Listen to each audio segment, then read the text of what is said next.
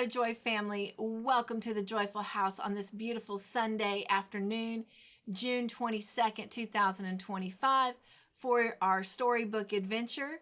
Today, we are continuing the Anne of Green Gables series in the third book, Anne of the Island, and we are reading chapters 36, The Gardener's Call, and chapter 37, Full-Fledged BAs.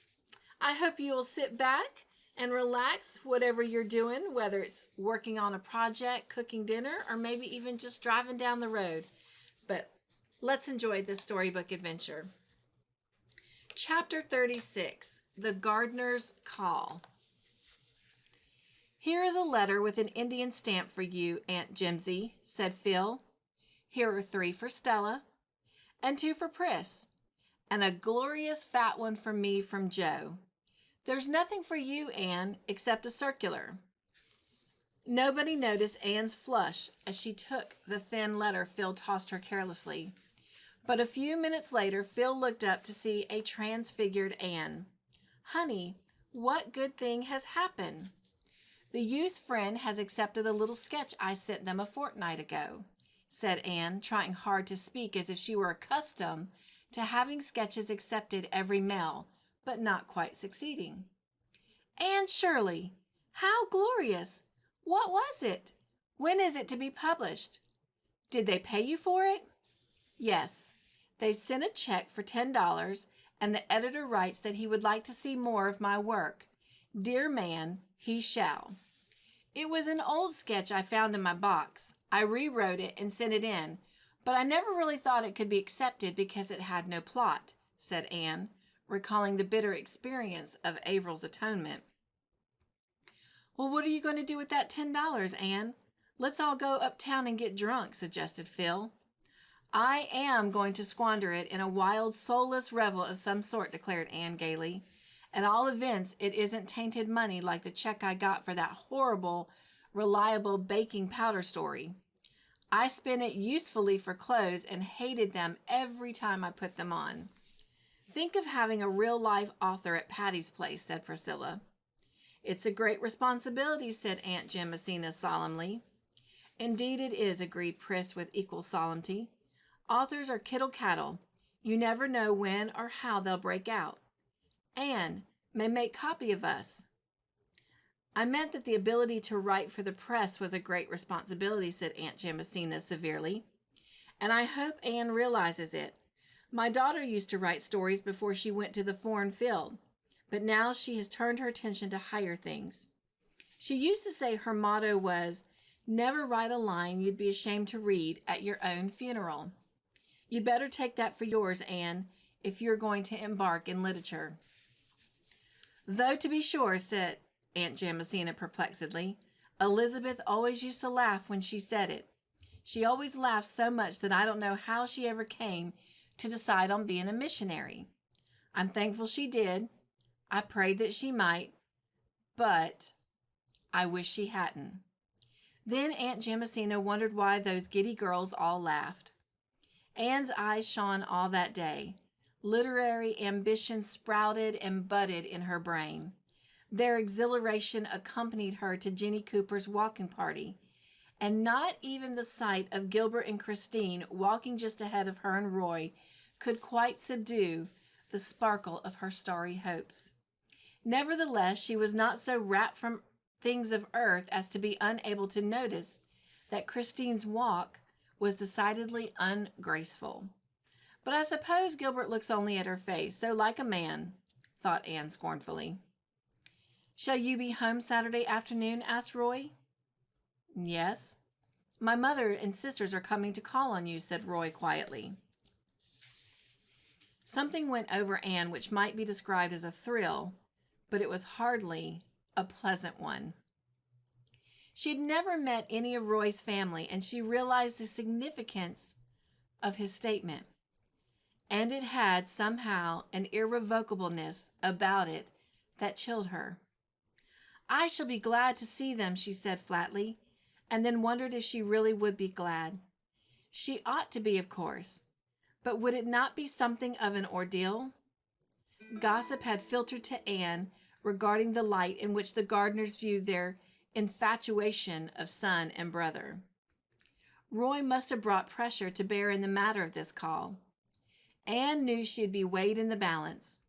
From the fact they had consented to call, she understood that, willingly or unwillingly, they regarded her as a possible member of their clan. I shall just be myself. I shall not try to make a good impression, thought Anne loftily. But she was wondering what dress she would better wear Saturday afternoon, and if the new style of high hairdressing would suit her better than the old. And the walking party was rather spoiled for her. By night she had decided that she would wear her brown chiffon on Saturday, but would do her hair low. Friday afternoon, none of the girls had classes at Redmond. Stella took the opportunity to write a paper for the Philharmonic Society, and was sitting at the table in the corner of the living room with an untidy litter of notes and manuscript on the floor around her. Stella always vowed she never could write anything unless she threw each sheet down as she completed it. Anne, in her flannel blouse and serge skirt, with her hair rather blown from her windy walk home, was sitting squarely in the middle of the floor, teasing the Sarah cat with a wishbone. Joseph and Rusty were both curled up in her lap.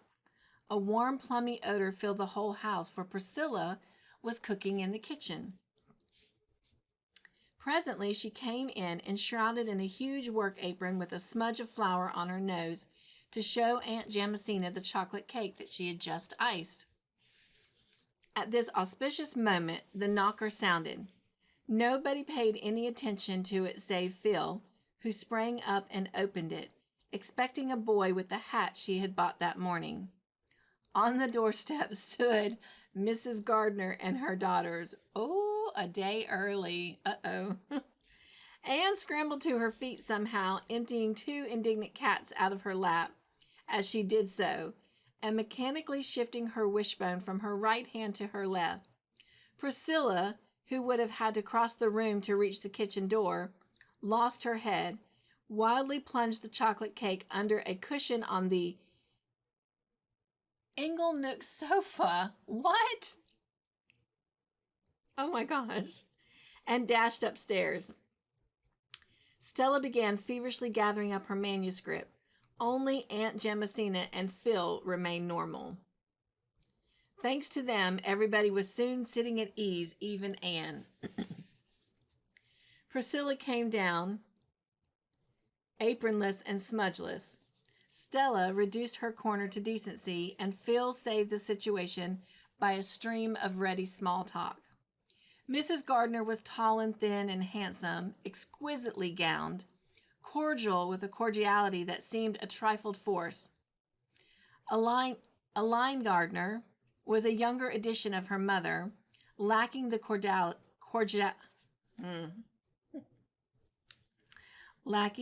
cordiality. She endeavored to be nice, but succeeded only in being haughty and patronizing.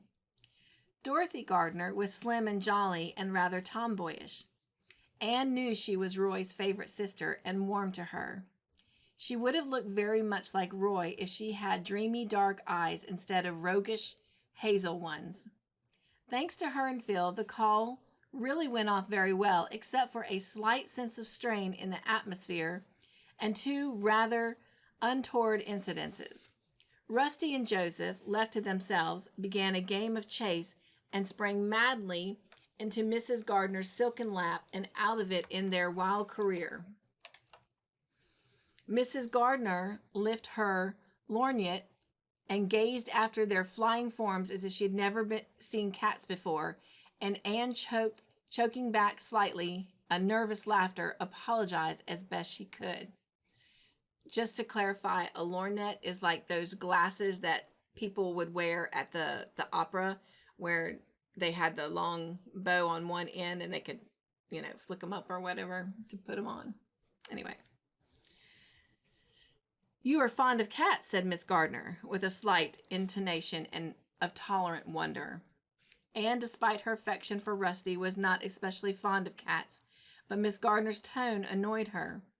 Inconsequently, she remembered that Mrs. John Blythe was so fond of cats that she kept as many as her husband would allow. "They are adorable animals, aren't they?" she said wickedly.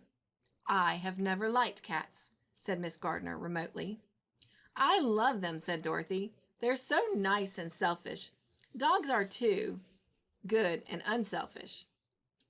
Dogs are too good and unselfish. They make me feel uncomfortable. But cats are gloriously human." "You have two delightful old china dogs there. May I look at them closely?" said Elaine, crossing the room towards the fireplace, and thereby becoming the unconscious cause of the other accident. Picking up Magog, she sat down on the cushion under which was secreted Priscilla's chocolate cake. Priscilla and Anne exchanged agonizing glances, but could do nothing. The stately Elaine continued to sit on the cushion and discuss china dogs until the time of departure. Dorothy lingered behind a moment to squeeze Anne's hand and whisper impulsively, "I know you and I are going to be chums. Oh, Roy has told me all about you. I'm the only one of the family he tells things to. Poor boy. Nobody can confide in Mama and Elaine, you know. What glorious times you girls must have here. Won't you let me come often and have a share in them?" "Come as often as you like," Anne responded heartily, thankful that one of Roy's sisters was likable. She would never like Elaine, so much was certain, and Elaine would never like her, though Mrs. Gardner might be one. Altogether, Anne sighed with relief when the ordeal was over. "Of all sad words of tongue or pen, the saddest are, 'It might have been,'" quoted Priscilla tragically, lifting the cushion. "This cake is now what you might call a flat failure, and the cushion is likewise ruined. Never tell me that Friday isn't unlucky." "People who send word they are coming on Saturday shouldn't come on Friday," said Aunt Jamesina.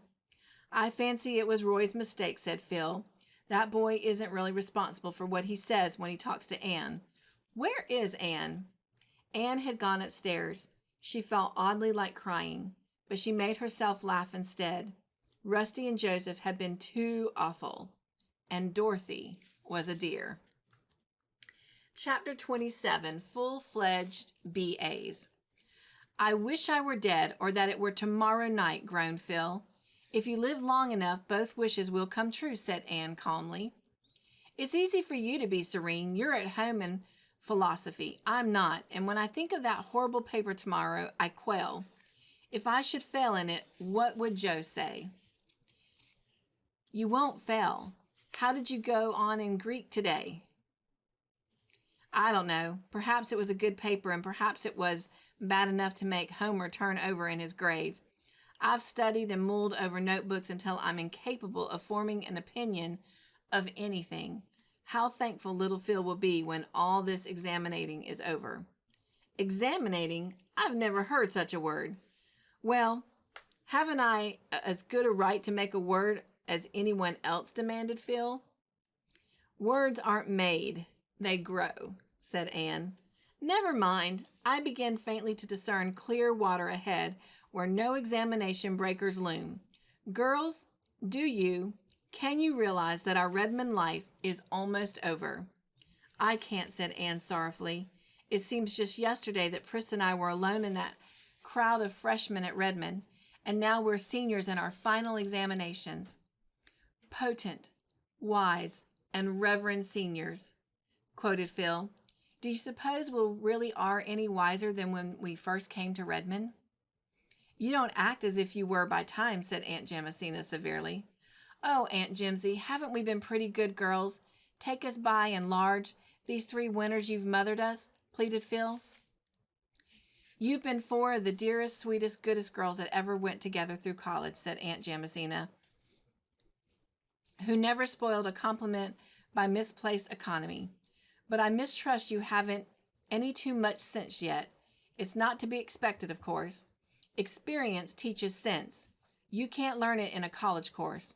You've been to college 4 years, and I never was, but I know heaps more than you do, young ladies.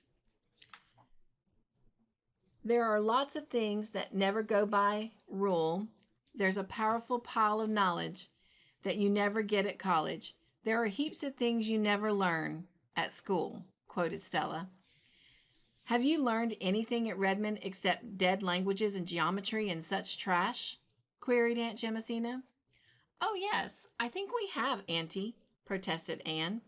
We've learned the truth of what Professor Woodleigh told us last Philomatic, said Phil. He said humor is the spiciest condiment in the feast of existence. Laugh at your mistakes, but learn from them. Joke over your troubles, but gather strength from them.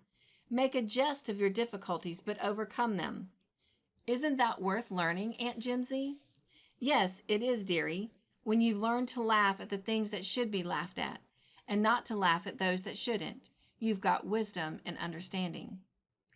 What have you got out of your Redmond course, Anne? Murmured Priscilla aside. I think, said Anne slowly, that I really have learned to look upon each little hindrance as a jest and each great one as the foreshadowing of victory. Summing up, I think that is what Redmond has given me. I shall have to fall back on another Professor Woodleigh quotation to express what it has done for me, said Priscilla. You remember that he said in his address, there is so much in the world for us all if we only have the eyes to see it, and the heart to love it, and the hand to gather it to ourselves. So much in men and women, so much in art and literature, so much everywhere in which to delight, and for which to be thankful. I think Redmond has taught me that in some measure, Anne. Judging from what you all say, remarked Aunt Jamesina, the sum and substance is that you can learn, if you've got natural gumption, enough in 4 years at college what it would take about 20 years of living to teach you. Well, that justifies higher education in my opinion. It's a matter I was always dubious about before. But what about people who haven't natural gumption, Aunt Jimsy? People who haven't natural gumption never learn, retorted Aunt Jamesina, neither in college nor life. If they live to be 100, they really don't know anything more than what they were born. Than when they were born. It's their misfortune, not their fault, poor souls. But those of us who have some gumption should duly thank the Lord for it. Will you please define what gumption is, Aunt Jamesina? Asked Phil. No, I won't, young woman. Anyone who has gumption knows what it is, and anyone who hasn't can never know what it is, so there is no need of defining it. The busiest days flew by and examinations were over. Anne took high honors in English, Priscilla took honors in classics, and Phil in mathematics. Stella obtained a good all-around showing. Then came convocation. This is what I would once have called an epoch in my life, said Anne, and she took Roy violets out of their box and gazed at them thoughtfully.